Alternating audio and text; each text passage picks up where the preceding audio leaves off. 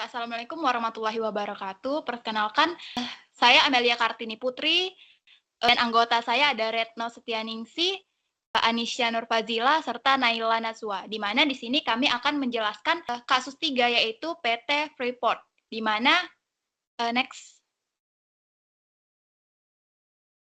di mana PT Freeport ini adalah PT tambang terbesar yang ada di yang beroperasi di Papua gitu. Kegiatan ini memberikan dampak ekonomi yang sangat besar, tetapi juga menimbulkan masalah lingkungan dan sosial. Untuk mengatasi itu, PT Freeport ini menjalankan berbagai macam program CSR yang penting untuk di sini kita penting untuk melihat apakah program-program CSR tersebut berjalan atau benar-benar membantu masyarakat serta menjaga lingkungan secara adil dan etis.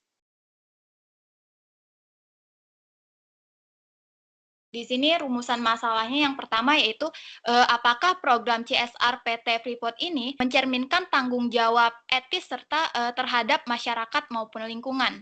Yang kedua, bagaimana penerapan prinsip triple bottom line dalam pelaksanaan CSR tersebut. Yang ketiga, apakah CSR yang dilakukan lebih bersifat strategis atau filantropis. Yang keempat, yaitu bagaimana proses analisis CSR yang tepat untuk diterapkan pada PT FI ini. Yang kelima, sejauh mana sih program CSR ini menjawab dampak negatif dari aktivitas yang ditimbulkan oleh tambang tersebut. Yang keenam, apa indikator keberhasilan dari CSR ini, serta yang ketujuh, bagaimana melibatan masyarakat lokal dalam pelaksanaan CSR tersebut gitu. Oke, materi ini akan dijelaskan oleh teman saya. Kepadanya dipersilahkan. Yang pertama itu, apakah program CSR PT Freeport Indonesia mencerminkan tanggung jawab etis terhadap masyarakat dan lingkungan? Jawabannya iya, program CSR Freeport Indonesia menunjukkan tanggung jawab etis karena mereka bantu bangun sekolah, rumah sakit, dan program ekonomi lokal. Mereka juga berusaha memperbaiki lingkungan bekas tambang, tapi masih ada yang bilang kalau bantuan itu belum cukup dan masalah dasarnya belum terselesaikan, terutama soal tanah adat dan pencemaran sungai. Yang kedua, ada bagaimana penerapan prinsip triple bottom line dalam pelaksanaan CSR PT Freeport Indonesia ini. Freeport Indonesia sudah mencoba menerapkan prinsip people, planet, dan profit. Mereka bantu masyarakat atau people memperbaiki lingkungan atau planet dan tetap menjalankan bisnis tambangnya itu profit. Tapi bagian lingkungan dan sosial masih harus diperkuat biar makin seimbang. Pembahasan yang ketiga itu, apakah CSR yang dilakukan lebih bersifat strategis atau filantropis? Nah, CSR PT Freeport Indonesia ini cenderung strategis karena tujuannya untuk menjaga hubungan baik dengan masyarakat supaya kegiatan tambangnya tetap bisa berjalan. Tetapi beberapa program juga terlihat filantropis seperti bantuan kesehatan atau beasiswa untuk masyarakat. Jadi bisa dibilang PT Freeport Indonesia ini melakukan CSR digabung keduanya, yaitu bersifat strategis dan filantropis. Pembahasan yang keempat itu bagaimana proses analisis CSR yang tepat untuk diterapkan pada PT Freeport Indonesia.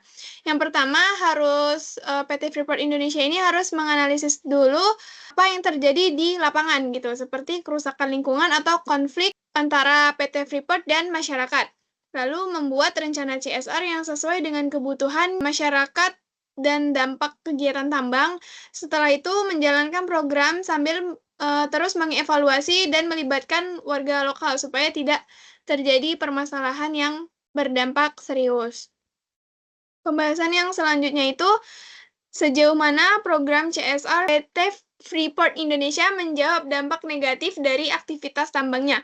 Nah, dampak negatif dari PT Freeport Indonesia ini salah satunya yaitu dampak lingkungan, yaitu limbah tiling yang mengendap di sungai dan merusak ekosistem. Nah, kalau dampak sosialnya itu relokasi masyarakat adat dan wilayah adat mereka, ketimpangan pembangunan antara daerah tambang dan masyarakat sekitar. Nah, upaya yang sudah dilakukan PT Freeport Indonesia ini untuk menjawab dampak negatif tersebut, kalau yang di lingkungan itu, PT Freeport Indonesia ini sudah melakukan atau membangun sistem pengalihan dan endapan tiling dengan atau modified deposition system untuk meminimalisir penyebaran. Untuk yang dampak sosialnya, PT Freeport Indonesia ini sudah melakukan program beasiswa atau membangun sekolah seperti yayasan pendidikan yang didirikan seperti Yayasan Pendidikan di Jayawijaya, serta klinik gratis dukungan untuk rumah sakit di Mimika. Selanjutnya akan dijelaskan oleh teman saya. Baik, selanjutnya di sini ada apa indikator keberhasilan dari CSR PT Freeport Indonesia. Jadi, indikatornya itu bisa dilihat dari perbaikan lingkungan, pendapatan masyarakat lokal itu meningkat, dan berkurangnya konflik sosial. Kalau masyarakat itu merasa hidupnya lebih baik dan lingkungannya lebih bersih, berarti CSR-nya itu berhasil. Tapi, semua itu harus dibuktikan lewat data dan pendapat warga. Next. Selanjutnya itu ada bagaimana pelibatan masyarakat lokal dalam pelaksanaan CSR. Di sini sayangnya masyarakat lokal itu belum sepenuhnya dilibatkan dalam perencanaan dan evaluasi program. Jadi banyak program yang masih dibuat dari atas tanpa tanya pendapat warga itu terlebih dahulu. Padahal biar CSR itu sukses, masyarakat itu harus diajak kerjasama sejak awal. Jadi kesimpulan dari keseluruhan pada analisa kasus ini yaitu program CSR Freeport sudah menunjukkan tanggung jawab, tapi masih belum menyentuh akar masalah yang dirasakan warga sekitar. Jadi beberapa programnya itu membantu, tapi soal lingkungan dan tanah adat masih jadi masalah besar. Jadi masyarakat lokalnya itu juga belum terlalu dilibatkan dalam prosesnya.